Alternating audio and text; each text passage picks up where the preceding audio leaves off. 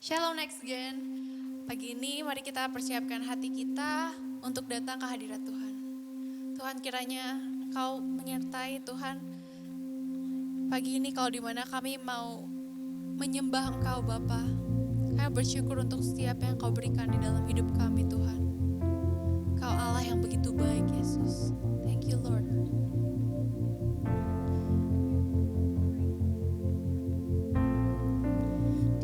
Atmosphere is changing now,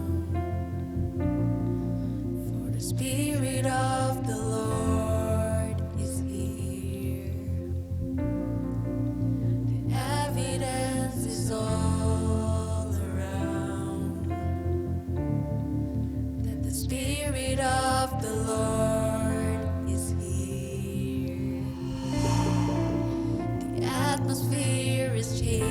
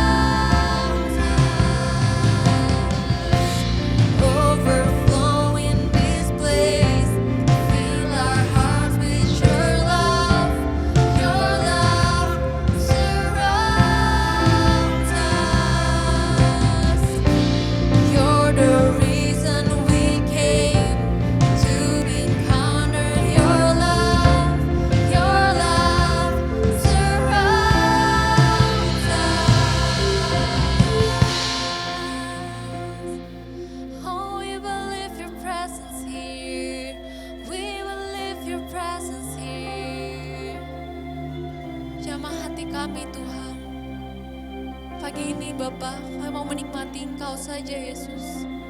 Kami mau fokus untuk mencari hadirat-Mu Tuhan.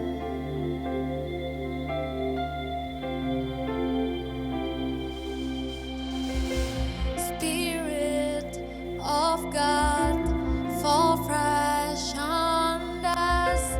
We need Your presence. Your kingdom come, Your will be done here as in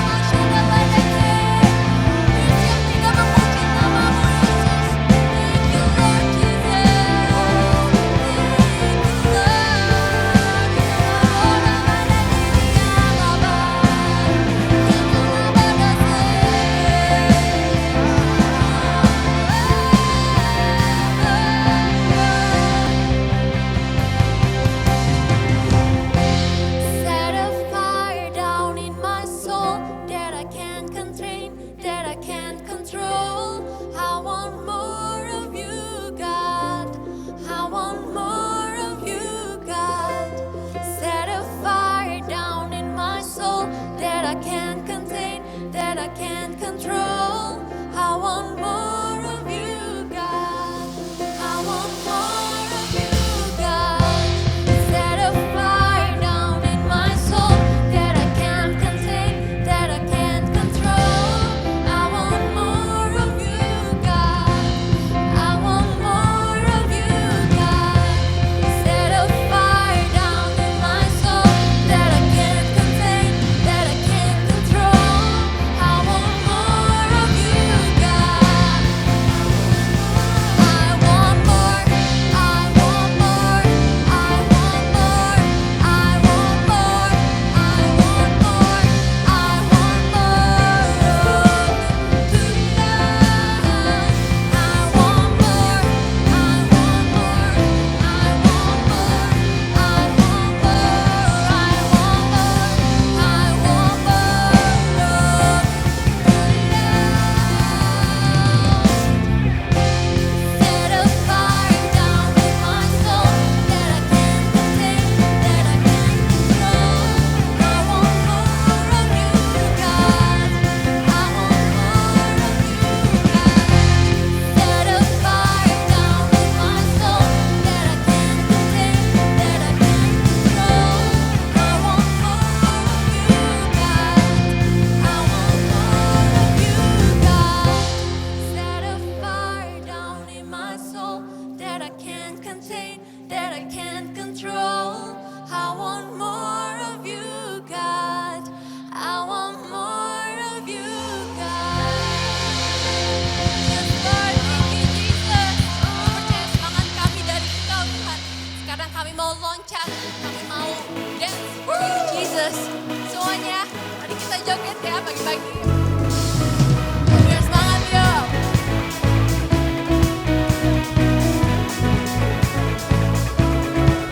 You are here as we lift you up. You are riding on our praise. Being thrown over everything. You are seated in our praise. This is prophetic, I can feel it in the air. We lift our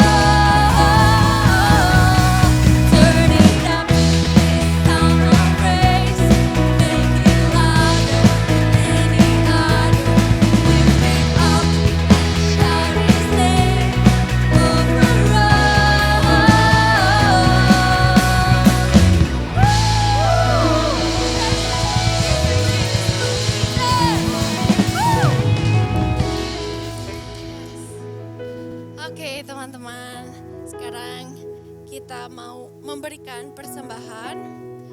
Untuk persembahan bisa ditransfer ke rekening atau ke QR code yang ada di layar kalian. Dan silakan dipersiapkan. Kalau sudah, mari kita sama-sama deklarasi persembahan. Oke? Pada saat kami membawa persembahan, kami percaya pintu sorga terbuka dan berkat Tuhan dicurahkan. Setiap anak muda diberkati di kampus, marketplace, dan komunitas di mana kami berada. Kami memperoleh hikmat, kecerdasan, perkenanan untuk menjadi anak muda.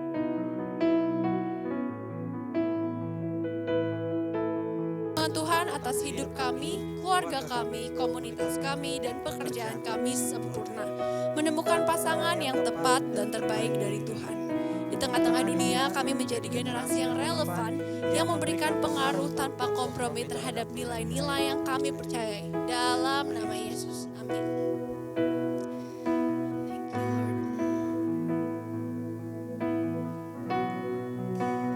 Beautiful name it is. What a beautiful name it is. The name of Jesus Christ, my King. What a beautiful name it is. Nothing compares to this.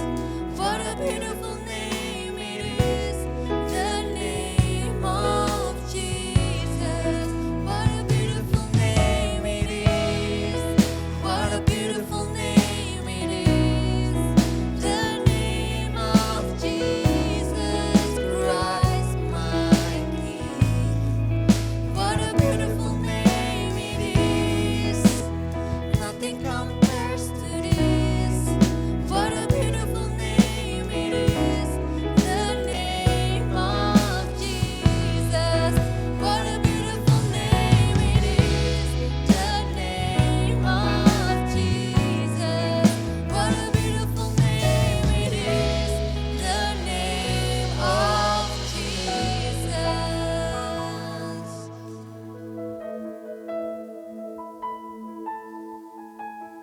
Tuhan, terima kasih buat hari ini kalau kami masih beribadah Tuhan. Tuhan, biar kiranya Tuhan firman hari ini dapat berbicara untuk setiap kami supaya kami dapat bertumbuh dan berbuah untuk menjadi berkat buat banyak orang. Terima kasih ya Bapak, kasih kami hati seorang murid Tuhan, telinga seorang murid yang mau belajar terus menerus Tuhan. Thank you Tuhan, hanya di dalam namamu kami berdoa dan bersyukur. Haleluya, amin. Hai Next Gen, how are you semuanya? Aku harap semuanya dalam keadaan sehat, dalam keadaan bahagia, dan juga yang pastinya fit ya. Jangan sampai gara-gara kita masih di rumah aja, kita kerjanya jadi kayak makan, tidur, duduk, jadi kayak kita semua jadi melebar gitu ya. Jadi kita semua harus tetap fit, harus tetap produktif mencari kegiatan-kegiatan baru yang pastinya seru juga. Nah, hari ini kita masuk dari part terakhir dari series kita yaitu Free People. Nah, kita udah bahas banyak nih dari series ini tentang bagaimana kita mendapatkan freedom kita dan sebagainya. Dan hari ini aku percaya kita juga akan belajar banyak karena kita bakal belajar ke hal yang praktikal yang nanti kita lihat ya. Nah, sebelumnya aku mau mulai kita dengan nostalgia dulu nih ya. Kan teman-teman mungkin ada yang suka upload foto-foto sama teman-teman di kampus atau foto-foto ruang kelasnya atau foto-foto kantinnya, katanya kangen kampus gitu kan. Nah sekarang coba kita nostalgia dulu nih. Kalau di kampus aku, puji Tuhan ada lift ya gitu, karena gedung aku itu 16 lantai. Jadi kalau nggak ada lift tuh rasanya gempor juga gitu kan. Pernah sesekali kalau udah mau telat, kita naik tangga darurat lari gitu kan dari lantai 1 sampai lantai 10. Dan pas nyampe atas udah ngos-ngosan, kakinya udah bergetar gitu kan ya, karena capek banget. Nah kalau ngomong-ngomong tentang lift di gedung di kampus aku, yang aku ingat adalah peristiwa-peristiwa unik seperti ini. Jadi sering banget lift itu ngantri sampai depan, bisa sampai ke depan gedung. Dan waktu ngantri nih ya, tiba-tiba ada orang datang ke depan gitu kan, ada temennya gitu kan, lo abis ini kelas apa bro, gini gini gini gini. Akhirnya dirangkul sama temennya terus masuk ke barisan itu gitu kan ya. Jadi pas dilihat-lihat tuh, oh ini orang lucu juga gitu ya. Kayak nggak lihat gitu di belakang udah ngantri panjang, dia tiba-tiba cuman cepika-cepiki bisa maju ke depan gitu kan ya. Jadi di peristiwa lift ini, aku bisa melihat bahwa basa-basi itu bisa membawa kita nyerobot gitu ya. Nah, atau enggak kejadian yang lain nih, gantian. Jadi temennya misalkan teman yang baik kan ya, kita udah jadi teman yang baik, kita udah ngantri nih di barisan depan, pas kita nengok ke belakang, ada teman aku tuh di belakang ya panggil, "Budi, Budi sini," gitu kan, "sini aja, sini aja." Habis itu temennya majulah ke depan, ke sampingnya gitu kan ya. Kan kalau dari kita yang belakang kayak, gue mau ke depan kan gak mungkin kan, jadi temennya yang manggil dari depan. Nah ini aku melihat ini tuh suatu fenomena yang orang pinter banget gitu ya maksudnya ya. Kayak orang udah ngantri ya kan panjang lebar, terus dia bisa-bisanya kayak, "Halo habis ini kelas apa?" Terus nyempil gitu kan ya. Kayak ini kapan majunya gitu. Nah kalau nginget-nginget peristiwa itu yang dilatih dari diri aku adalah kesabaran. Kayaknya tuh rasanya gregetan banget lihat orang-orang yang kayak gitu kan. Karena aku sendiri kayak aku nggak gituin orang karena aku nggak suka banget kalau misalkan ada orang hehe cepika-cepiki tiba-tiba muncul ke depan aku gitu kan. Nah, atau enggak selain peristiwa lift nih, mungkin kalian punya teman-teman yang punya karunia khusus, punya talenta khusus untuk komplain. Ada nggak sih yang punya teman kayak gitu? Jadi kayaknya setiap kalimat yang dia ucapkan tuh semuanya berupa komplainan gitu loh.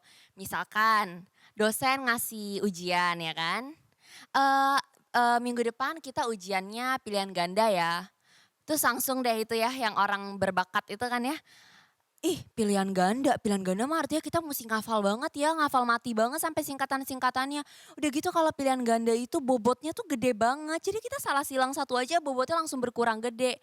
Oke, terus nanti dosennya bilang, "Oh ya udah kalau gitu, kita ujiannya esai aja ya." Lah orang yang berbakat ini lagi-lagi, "Aduh esai, berarti kalau esai itu kita harus belajarin semuanya ya ampun." Lo bisa bayangin gak sih bahan sebanyak itu kita harus belajarin semuanya. Terus kita harus masukin ke otak semuanya. Esai kan jawabannya panjang-panjang mau sampai berapa lembar coba. Pasti tangan kita pegel banget gak sih ngerjain esai? Hmm. Jadi kayaknya mau PG mau esai semuanya ngeluh gitu kan ya. Kayaknya setiap kalimat dia tuh hobinya ngeluh gitu. Nah kadang tuh kalau punya teman kayak gitu gregetan juga gak sih? Nah poinnya apa sih di sini? Kita dari tadi berandai-andai akan sesuatu yang menyebalkan gitu ya, yang melatih kesabaran kita. Poinnya di sini aku mau bilang bahwa menjadi orang yang sabar, menjadi orang yang baik, itu susah gak sih terkadang? Ya gak sih kalau buat aku, terkadang untuk menjadi orang yang sabar itu susah. Dan seringkali kita jadi kesannya ya udahlah mungkin gue emang gak bisa sesabar itu, mungkin gue emang gak bisa sebaik itu, ya udahlah nggak apa-apa nyerah aja, mungkin gue bukan orang yang sabar gitu loh, gue beda sama dia. Mungkin kadang kita mikir kayak gitu. Nah jadi hari ini aku mau bahas tentang kesabaran, tentang kebaikan, ada yang bisa tebak gak kira-kira itu apa? Hari ini kita bakal bahas tentang buah-buah roh. Nah aku yakin pasti teman-teman udah pernah denger lah ya buah-buah roh itu apa aja dari Galatia. Bahkan dulu di sekolah minggu kita suka ada lagunya kan. Kasih sukacita, damai sejahtera kayak gitu lah ya. Jadi pasti teman-teman udah familiar banget sama buah roh. Nah jadi hari ini kita bakal menjawab pertanyaan-pertanyaan seperti mungkin kalian ada yang nanya. Gimana sih caranya jadi orang yang sabar? Gimana sih caranya jadi orang yang bahagia? Asik kan kayak kebahagiaanku udah direnggut sama dia gitu kan ya, kayak sedih terus, hidupnya galau terus gitu kan. Jadi hari ini kita bakal bahas gimana sih caranya supaya kamu bisa hidup bahagia, gimana sih caranya supaya kamu tuh bisa ngontrol emosi, gimana sih supaya kita bisa jadi orang yang murah hati. Kayaknya kadang kita lihat ada orang yang kayaknya gajinya segitu-segitu aja tapi bisa memberi gitu loh. Sedangkan ada orang yang gajinya lebih besar tapi nggak bisa memberi. Kenapa sih? Apa yang membedakan mereka? Gitu ya. Nah sebelumnya mungkin kita bisa baca dulu ayat tentang buah-buah roh ini di Galatia 5 ayat 22 sampai 23. Ya, ini aku ambil dari versi NLT ya teman-teman. Kita baca bareng-bareng ya. But the fruit of the spirit is love, joy, peace, forbearance, kindness, goodness, faithfulness, gentleness, and self-control. Against such things there is no law. Jadi dikatakan di sini bahwa fruit of the spirit. Paulus pakai kata fruit di sini. Kenapa sih pakai kata fruit? Buah. Karena fruit itu hal yang general. Semuanya tuh tahu gitu ya tentang buah gitu kan. Pasti dong ya, kalian tahu dong buah itu apa. Kalian pasti pernah makan buah gitu kan. Nah, dan di sini dibilang fruit of the spirit itu ada apa aja? Ada kasih, sukacita, damai sejahtera, kesabaran, kemurahan, kebaikan, kesetiaan, kelemah lembutan, dan penguasaan diri.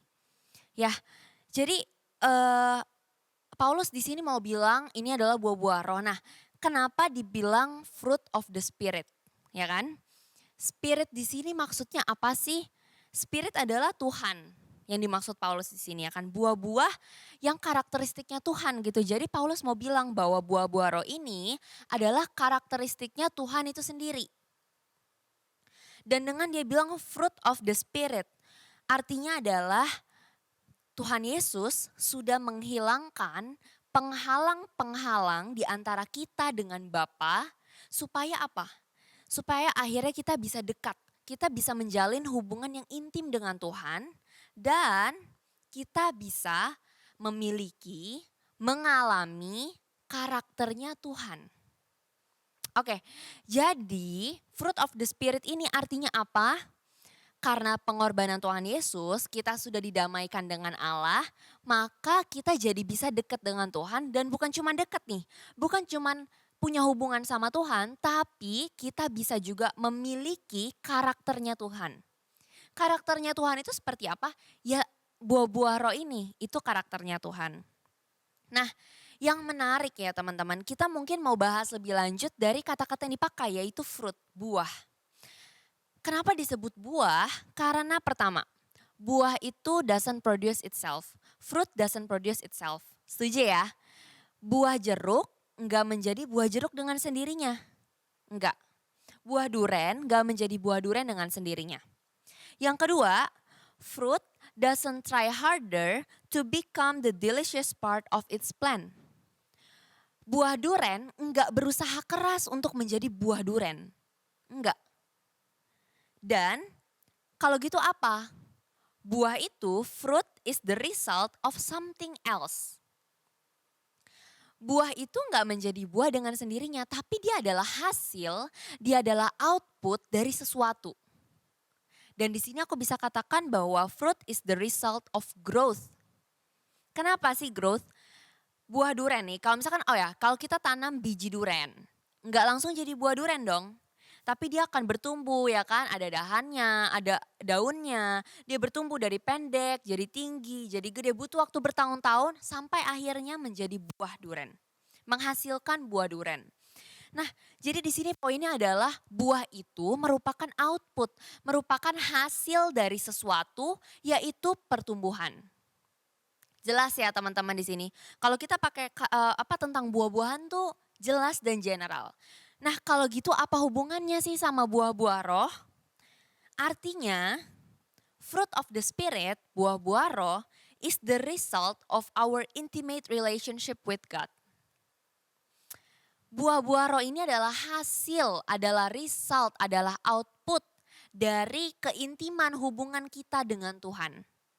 Oke, tadi kan kita ngomongin pohon, sekarang kita ngomongin hubungan kita sama Tuhan. Apa persamaannya memangnya? Karena Tuhan sama-sama menggunakan perumpamaan pohon untuk melambangkan hubungan kita dengan Tuhan. Kita baca bareng-bareng di Yohanes 15 ayat 5, ini juga dari versi NLT. Yes, I am the vine, you are the branches. Those who remain in me and I in them will produce much fruit. For apart from me, you can do nothing. Tuhan bilang di sini, akulah pokok anggur dan kamulah ranting-rantingnya. Nah jadi Tuhan juga pakai perumpamaan pepohonan nih ya. Dan kamulah ranting-rantingnya, barang siapa yang tinggal di dalam aku dan aku di dalam dia akan menghasilkan banyak buah kata Tuhan. Tapi di luar aku kamu gak bisa apa-apa. Ini jelas banget teman-teman, kenapa? Karena kalau misalkan dahan, kalau misalkan daun, kita lepasin dari pohonnya, dia udah gak jadi apa-apa, dia mati, dia gak bisa bertumbuh lagi. Ya kan? Tapi selama daun itu, selama dahan itu masih menempel di pohonnya, dia bisa terus bertumbuh, dia bisa terus hidup. Sama seperti kita, kita ini ranting-rantingnya Tuhan. Tuhan itu pohonnya, Tuhan itu penopang kita. Kalau kita terpisah, kalau kita terlepas dari pohon kita nggak bisa lagi berbuah. Tapi kalau kita tetap melekat, kita tetap nempel di pohonnya, kita bisa menghasilkan banyak buah. Ini Tuhan yang bilang, will produce much fruit. Nah, jadi teman-teman, kenapa sih kita bahas buah-buah roh ini sebagai bagian terakhir dari Free People, series Free People? Karena kalian harus ngerti bahwa hubungan kita sama Tuhan, bahwa kita hidup sebagai orang percaya, itu bukan berbicara tentang, oh begitu banyak list peraturan, begitu banyak tata tertib yang kalau kita melanggar kita dihukum. Pokoknya nurut sama ini list-list peraturannya, kayak hidup dalam sangkar yang terperangkap dan kamu harus ngikutin semua ini dan kalau enggak kamu dihukum. Kepercayaan kita sama Tuhan, kita hidup sebagai anak-anak Tuhan itu enggak berbicara soal itu. Tapi justru Tuhan memberikan kita kebebasan sebagai anak-anaknya untuk menjalin hubungan yang dekat dengan Tuhan. Dekat itu seperti sahabat, seperti ayah dan anak. Dekat teman-teman. Dan kalau gitu mungkin kalian bertanya-tanya gitu kan, benar gak sih kalau misalkan buah roh itu karakternya Tuhan? Ya kan, mana buktinya karakternya Tuhan? Nah mungkin aku akan bahas 4 aja ya sekarang karena keterbatasan waktu juga. Aku akan bahas 4 yang kayaknya sering relate dalam hidup kita. Yang pertama, love, kasih. Benar gak sih Allah itu kasih? Gitu kan? Kita bisa lihat di 1 Yohanes 4 ayat 19 sampai 21. Kalau aku bisa ringkas, di situ dibilang bahwa we love because he first loved us. Kita itu bisa mengasihi karena Tuhan terlebih dulu mengasihi kita. Kalau Tuhan gak pernah mengasihi kita duluan, kita gak akan bisa mengasihi orang lain. Kenapa? Karena kita gak kenal lah itu apa yang namanya kasih. Apa sih itu yang namanya pengorbanan. Karena kita ini cuma manusia-manusia egois yang mikirin diri kita sendiri. Tapi karena Tuhan yang terlebih dulu mengasihi kita, makanya kita bisa mengasihi orang lain. Dan di situ dikatakan juga di ayat 21-nya, orang yang bilang kalau dia mengasihi Tuhan tapi dia gak bisa mengasihi saudara-saudaranya yang kelihatan nih, itu artinya dia bohong. Artinya apa? Ketika ada kasih Tuhan di dalam hidup kita, ketika kita merasakan kita sudah melekat nih sama Tuhan, terus kita merasakan kasihnya Tuhan, maka kita juga memiliki kasih itu untuk mengasihi Tuhan dan mengasihi orang lain. Nah ini, jadi ini seperti perumpamaan yang tadi dibilang, pohon dan buah itu. Karena kita sudah melekat nih di pohonnya, kita sudah merasakan kasih, maka kita bisa menghasilkan buah kasih untuk mengasihi orang lain dan mengasihi Tuhan. Dapat ya? Dan di sini yang mau aku tekenin gini, seringkali ada teman-teman aku yang mungkin punya masa lalu yang berat, yang mungkin disakiti orang lain, yang mungkin ada orang yang menyakiti mereka begitu dalam gitu ya.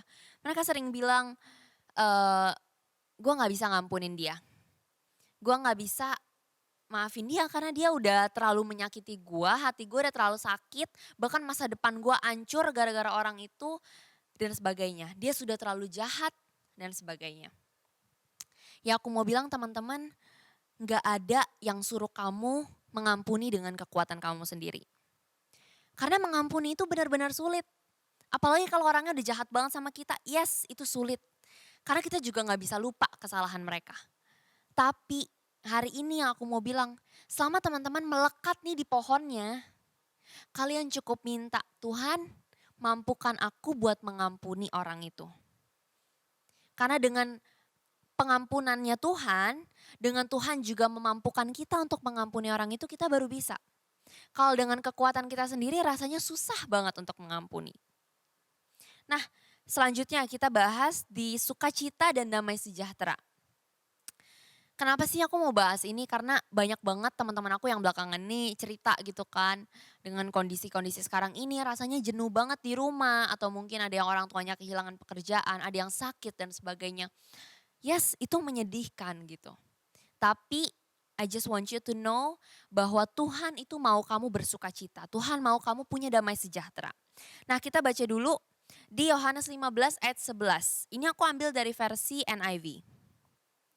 I have told you this so that my joy may be in you and that your joy may be complete. Wah, di sini udah jelas banget. Kalau mungkin kalian gak percaya nih kalau gue bilang Tuhan itu sumber sukacita yang sejati.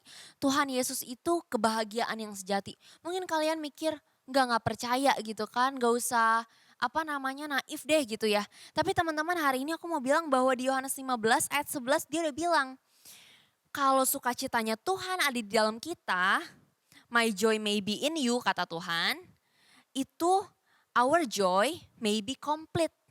Sukacita kita jadi penuh. Sukacita kita jadi lengkap. Artinya apa? Tuhan itu sumber sukacita.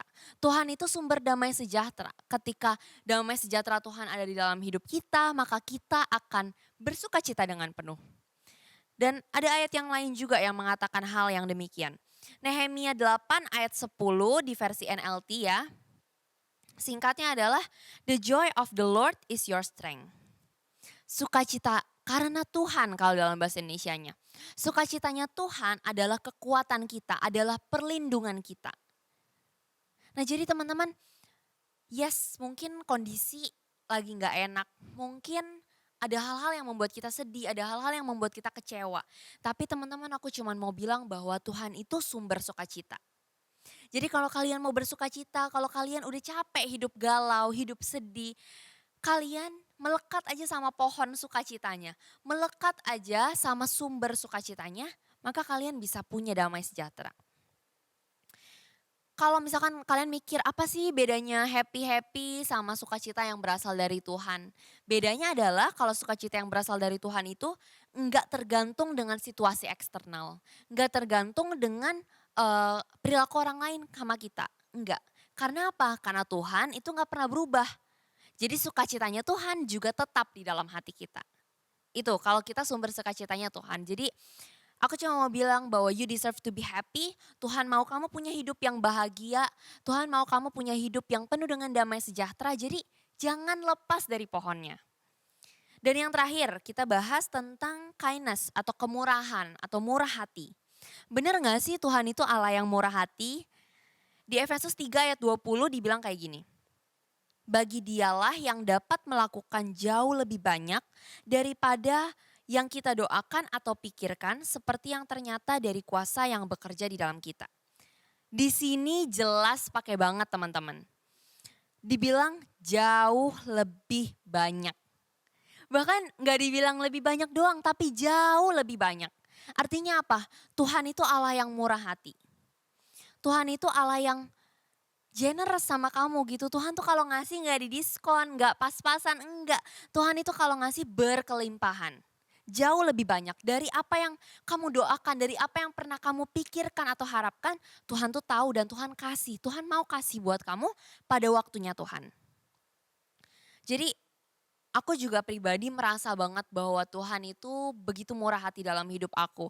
Terkadang mungkin aku cuman, Tuhan yang penting aku kuliah nilainya lumayan lah, gak mengecewakan, lulus, dapat kerjaan bagus, oke. Tapi Tuhan kasih lebih daripada itu. Tuhan kasih kemurahan demi kemurahan di kampus. Aku bisa dapat banyak pengalaman baru, aku bisa kenal dengan orang-orang baru dan aku bahkan bisa berbagi. Nah ini poinnya. Ketika Tuhan bermurah hati sama kita, setiap berkat yang Tuhan percayakan itu punya purpose, punya tujuan. Jadi Tuhan murah hati untuk kita bukan cuma sekedar supaya kita bisa nikmatin diri sendiri. Bukan cuma supaya kita bisa foya-foya. Kenapa Tuhan kasih berkelebihan? Karena Tuhan mau nitipin berkat itu untuk orang lain juga. Nah jadi hari ini teman-teman, kalau kita ngerasa Tuhan murah hati sama kita masih diberikan ini dan itu. Coba pikir, kira-kira apa yang bisa aku lakukan juga untuk orang lain? Apa yang bisa aku berikan juga untuk orang lain? Bahkan sesimpel kalau kamu masih bisa sehat, ya kan? Itu kemurahan Tuhan. Nah, terus apa tujuannya kalau kamu sehat sih? Kamu harus pakai hari-hari kamu buat apa sih? Kalau kamu masih sehat, masih bisa jalan, masih bisa pergi, masih bisa kerja, apa yang harus kamu berikan untuk orang lain? Apa yang harus kamu berikan dalam pekerjaan kamu? Gitu ya. Dan aku berharap gitu ya, bahwa kita bisa ngeliat bukan cuman kekurangan, kita kurang ini, kurang itu, kita nggak punya ini, nggak punya itu, no. Karena kalau kita ngeliat apa yang kita nggak punya, kita akan terus terfokus sama hal itu. Dan kita nggak bisa ngeliat kemurahan Tuhan, apa yang udah Tuhan berikan dalam hidup kita.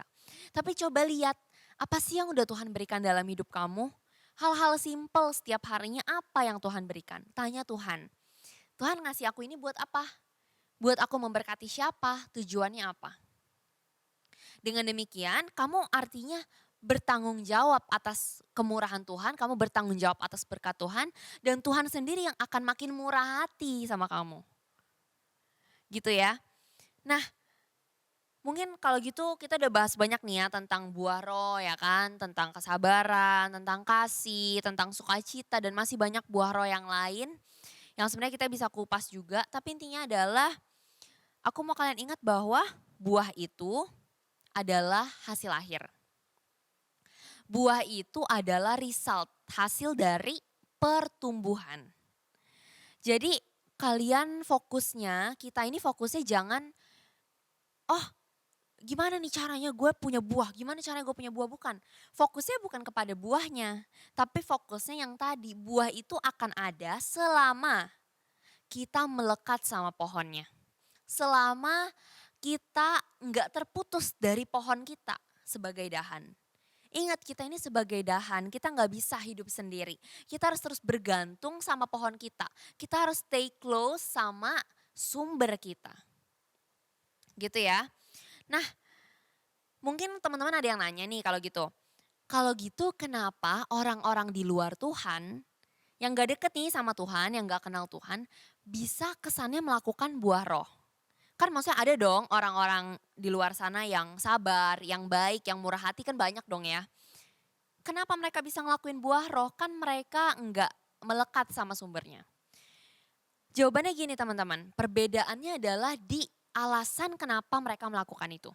Kalau orang-orang yang enggak mengenal Tuhan, orang-orang yang belum percaya sama Tuhan, mereka melakukan itu because they are not free. Justru karena mereka enggak bebas. Mereka melakukan itu untuk redeem dosa-dosa mereka. Untuk mereka sedekah supaya dosanya diampuni. Mereka melakukan kebaikan supaya mereka enggak dibalas kejahatan. Mereka melakukan itu karena mereka harus menyelamatkan diri mereka. Padahal sebenarnya enggak akan pernah cukup teman-teman. Enggak akan pernah cukup. Tapi berbeda dengan kita. Kita justru melakukan buah roh, kita justru memiliki buah roh dalam hidup kita karena kita adalah free people. Free people yang udah dibebaskan Tuhan dari dosa, dan karena kita free, kita bisa punya buah itu karena kita punya kedekatan dengan Tuhan. Jadi buah roh dalam hidup kita sebagai orang percaya adalah hasil, adalah result dari pengorbanan Tuhan Yesus di kayu salib. Dan itu semua kita lakukan, kita miliki karena Tuhan sudah melakukannya terlebih dahulu buat kita. Itu perbedaannya. Karena Tuhan udah melakukan itu lebih dulu buat kita. Karena Tuhan udah mengasihi kita lebih dulu. Karena Tuhan udah murah hati sama kita lebih dulu. Makanya kita punya buah-buah itu dalam hidup kita. Supaya orang lain juga bisa merasakan buahnya. Gitu ya. Jadi buah roh ini adalah bukti dari kamu adalah free people. Bahwa kamu orang-orang yang udah dibebaskan Tuhan, kamu punya keintiman dengan Tuhan, kamu akan memiliki buah itu dengan sendirinya. So hari ini aku cuma mau bilang bahwa free people stay close to the source of their freedom.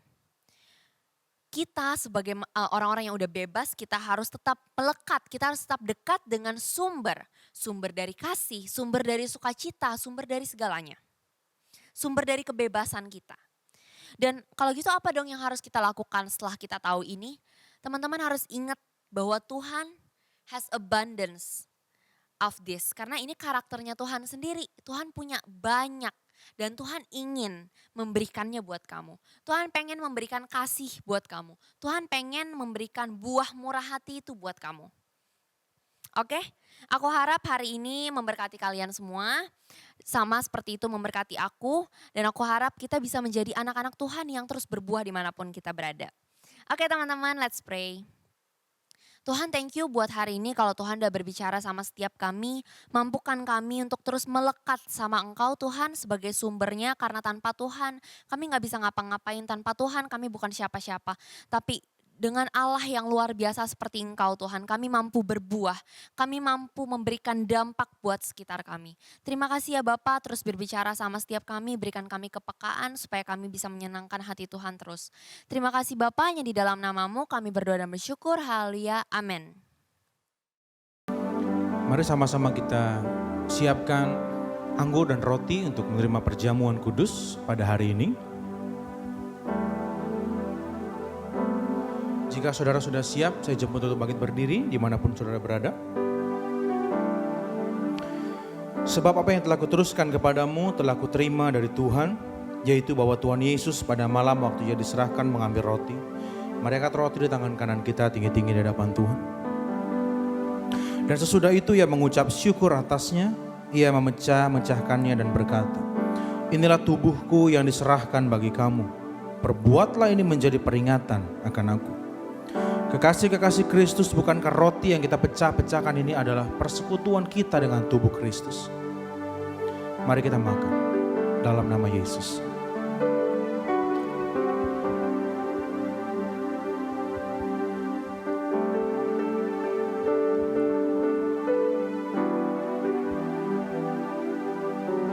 Mari kita angkat cawan di tangan kanan kita tinggi-tinggi.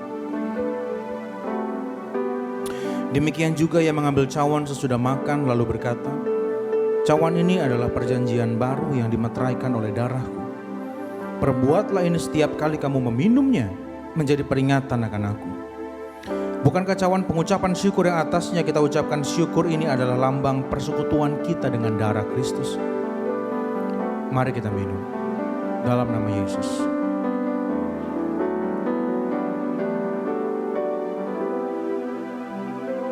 Panaikan syukurmu kepada Tuhan.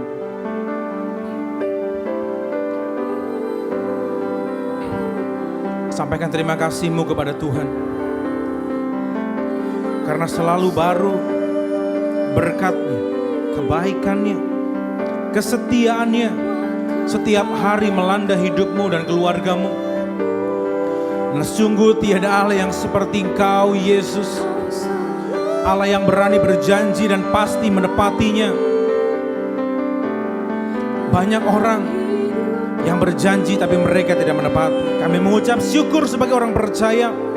Karena setiap perkataanmu, janjimu, firmanmu adalah ya dan amin bagi setiap kami.